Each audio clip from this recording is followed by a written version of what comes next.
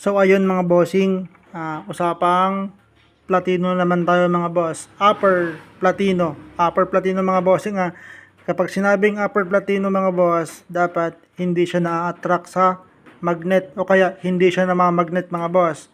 Dapat yung lower platino lang yung namamagnet. Kasi nga kapag na magnet na nung core o nung bogie yung lower platino, dapat itong upper natin is naka-neutral lang, hindi siya gumagalaw. Yun lang, lower platino yung gumagalaw, napuputol-putol yung kuryente niya para magbigay ng magandang output dun sa may secondary niya mga boss.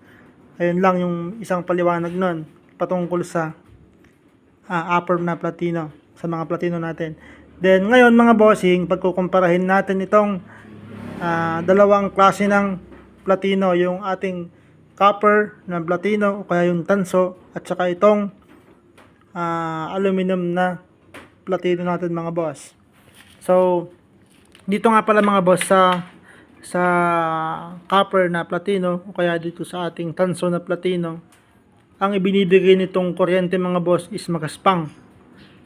So malakas siya mga bossing. Yun lang naman yung nakikita kong ano dito, malakas talaga yung binibigay niya kumpara dito sa magaspang ito mga boss, kumpara dito sa aluminum mga bossing. Dito naman sa aluminum mga bossing, yung ibinibigay nitong kuryente is pino. Kumbaga masakit, kumbaga parang tinutusok ka. Ito mga boss, para kang tinutusok, dito naman para kang sinusuntok, parang ganun yung magandang paliwanag nun. So nakadepende kasi ito mga boss dun sa pagkagamitan mo. So ito, kung sa tilapia, sa ilog mo ginagamit, mas maganda ito mga boss.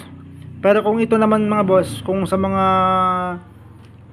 kiwat, dalag, ganyan, sa mga hito, the best ito mga bossing. So yun yung nakikita ko Sa bagay, depende rin sa inyo yun kung meron pa kayong ibang paliwanag mga boss. Yun lang yun nakikita ko kasi matagal na rin ako ng oriente. Hindi ko naman sinasabing expert ako. Pero okay na, kaya ko naman mga boss. Ngayon, ang downside naman nito, kaya mga disadvantage naman nito mga boss. Ito kasi mga bossing madaling uminit itong copper mga boss, umiinit siya. So ang ginagawa ko lang, pag uminit na, babasahin mo lang sa mga boss. Basahin mo yung platino mo para ma-neutral ulit yung temperature niya. Kumpara dito naman sa aluminum mga boss, kumbaga mas matagal siyang uminit, kaya niyang mag-penetrate.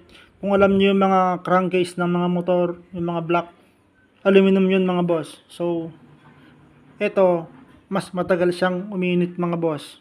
So kaya niyang mag-penetrate sa mataas na temperature. Ayan. And then kung pagpipiliin niyo ako mga bossing, dito ako sa copper. Kaya lang dito kasi umiinit. Kung tinatamad ka na basa ng platino mo, dito ka. Sa bagay, kahit ako naman, mas gusto ko rin dito para less hassle na din. Pag nasa ilalim na ako ng ilog, sa loob ako ng ilog, mas gusto ko rin ito. Pati sa pagkikiwat ko mga boss, pag nagkikiwat ako, mas gusto ko to, the best ito sa pangkiwat. Kaya lang ito kasi mga boss, pangharabas. Ayun lang. Okay silang dalawa mga bossing. Then yun lang naman. Kung may paliwanag kayong ibang mga boss tungkol dito, pwede naman i-comment o kaya pwede naman asa sa inyo din kung ano yung paliwanag dito. Pero ganun kasi yung experience ko mga boss. Halimbawa na lang mga boss, kapag ito piniprepare ko, ginagawa ko to, ginagrinder ko, pinapakinis ko. Ito mga boss, halos hindi ko mahawakan.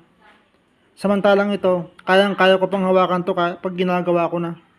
Pag pinapakinis ko siya, kaya ko pang hawakan kasi nga hindi siya mas mainit, mas malamig siya kumpara dito. Ito hindi ko na siya mahawakan mga boss, talaga. Kahit pag binubutas ko lang, hindi ko na siya mahawakan. So ganun lang kapag uminit na mga boss. Basahin nyo lang ng kaunti yung platino ninyo. Pag na-neutral na, okay na naman yan.